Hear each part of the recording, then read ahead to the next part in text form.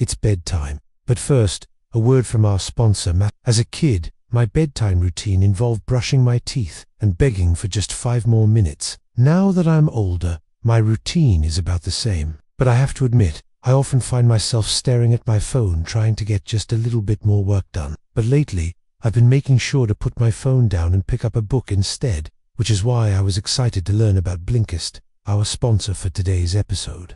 Blinkist condenses non-fiction books into 15-minute blinks that fit into a busy schedule. And that's not just marketing talk. Just listen to some of these titles. Atomic Habits, The Power of Now, Quiet, Why Introverts Are the New Extroverts, The 7 Habits of Highly Effective People. And each book is broken down into key ideas and then condensed into blinks that can be read in as little as 5 minutes. If you're looking to build new habits or break old ones, I recommend starting with Atomic Habits by James Clear. This book breaks down the science of habit building into a simple formula that has helped so many people make lasting changes. Or if you want to feel less stressed and more present, then I recommend reading The Power of Now by Eckhart Tolle. I've read this book multiple times, and every time I do, I feel more centered and grounded. Once you finish one book, you can move on to another. All you have to do is download the app and then choose what you want to read.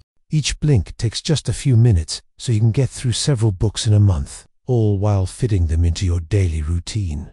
And best of all, Blinkist is free to try for 7 days. So if you've ever wanted to read more but just never found the time, now's your chance. Simply click the link below to start your 7-day free trial today. Thanks again to Blinkist for sponsoring this episode. Sound, soft breeze through wooden shutters, distant church bell, quiet, crackling fire. Welcome back. We open tonight's story in a little house. Small rooms, maybe 1 or 2. Outside, the sun has set. You see the shadows grow long, and soon it's almost dark. There are no electric lights, only a single window, and in the near distance, you hear the sound of a rooster crowing. But there's still time before bed. Perhaps you mend a garment, tend to an animal, or tidy the hearth. The evening is slow, and the night will be longer. Sound, light wood creaking, faint barn animals outside.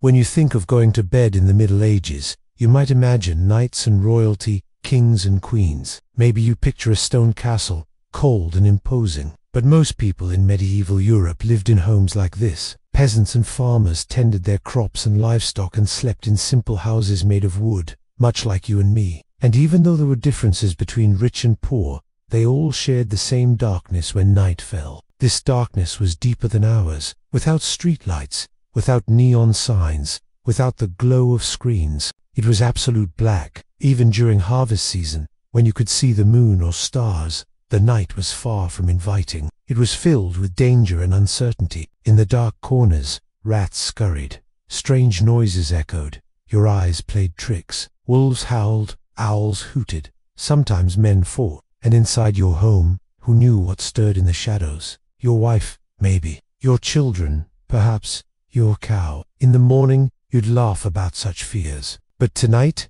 tucked in your tiny room, it's best to bar the doors, lock the windows, and say your nightly prayers. That's what most people did. They prayed for protection from evil spirits, demons, wild animals, or anyone who might seek to harm you or steal your meager possessions. After all, sleeping meant exposing yourself to the elements and the evils of the night, and no one could protect you except God.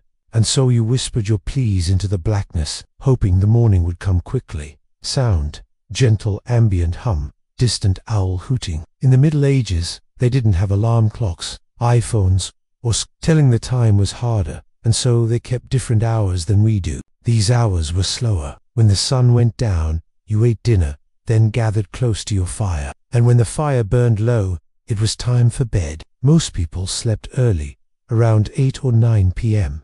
They slept lightly, too. You see, they didn't have mattresses or comforters or silk pillowcases. Your bed was just straw on the floor, or a thin mattress made of straw or wool. And because there were so many people in your bed, it was rarely restful. Your bed was also full of bugs. Not creepy crawlies, but lice. These little insects made their home in your clothes and bedding, feasting on your sweat and blood. To deal with this, everyone regularly threw their clothes and bedding into a tub of water, scrubbed them with a wooden mallet, then hung them out to dry.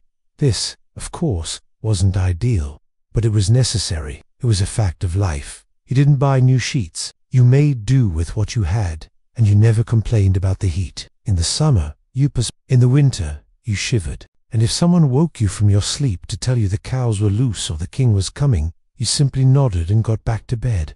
Life was predictable. You had little choice but to accept its sound. Clothes rustling, muffled breathing. Medieval people didn't sleep in pajamas. They slept in their everyday clothes. For women, this might mean a long dress and an apron. For men, it could mean a tunic and hose. They also wore a linen shirt if they were lucky. As for shoes, well, these stayed on. And you don't need to imagine the smell. I'll do that for you. It was bad. Everyone shared a bed. Parents slept with their children. Sometimes a sick person would share a bed with up to 4 other people. And during the cold winters, farm animals joined your bed for warmth. There were no curtains, just heavy woolen blankets. You pulled these tightly around you, covering your head and hiding from the world. Under your blanket, you were safe. You breathed in the smells of sweat, urine, dirt and decay. He heard the sounds of snoring, coughing, crying, burping, flatulence. Yes, we said it. Burps and farts were normal. If you were hungry, you could eat whatever scraps were handy, and no one cared if you spilled food on your neighbor. Sleep was dark, smelly, loud and communal, and yet somehow it was comforting. Sound, distant, dog barking, wind howling slightly. When it comes to the Middle Ages, you might think adventure and excitement defined the era. Kings and queens rose and fell. Mighty castles stood tall. Knights rode into battle. But for most people, their lives changed little over decades. Year after year, they worked the land, hoping for rain or sunshine, planting seeds and praying for a good harvest. They raised livestock, hoping for healthy lambs or pigs, big enough for slaughter. They welcomed visitors and warded off intruders. Life was filled with uncertainties, fires, floods, sickness, war. Fearful creatures prowled the night. Some of these creatures were real. Wolves and bears sometimes entered villages. Other beasts were imagined. People spoke of bats with enormous wings, giant spiders and scaly dragons. They blamed witches for their misfortunes. They worried about vampires returning from the grave. Their imaginations were fueled by darkness and fear. At night, everyone bolted their doors, lit candles, and tried to ignore the shadows dancing on their walls. Sound, rooster crowing softly, fire being rekindled. When the sky began to lighten, people started to wake. In the darkness, a rooster crowed, announcing the arrival of dawn. Slowly, people opened their eyes and stretched their tired bodies. They were stiff from sleeping in uncomfortable positions. They were sore from working all day. Sleep didn't restore them. It just gave them a moment's rest. Over the years, people invented ways to make their sleep a little more comfortable. They used feathers or straw, wood or rope, but none of it was perfect, and most people just slept where they could, whenever they could. For centuries, life continued like this. War would erupt, famines would strike, diseases would spread, but every morning, the sun would rise. Every evening, the night would fall. People ate, drank, laughed, and cried. They loved and lost and slept, always hoping for a brighter day. Sound, crackling fire fades out. So now, as you lie in your soft bed, in a room of your own, with warmth, light and quiet, remember those who came before, who slept in straw and shadow and dreamed beneath the stars, without even knowing what comfort would one day become. Close your eyes now and drift, like they once did, into a night without time. Sleep well and dream deeply.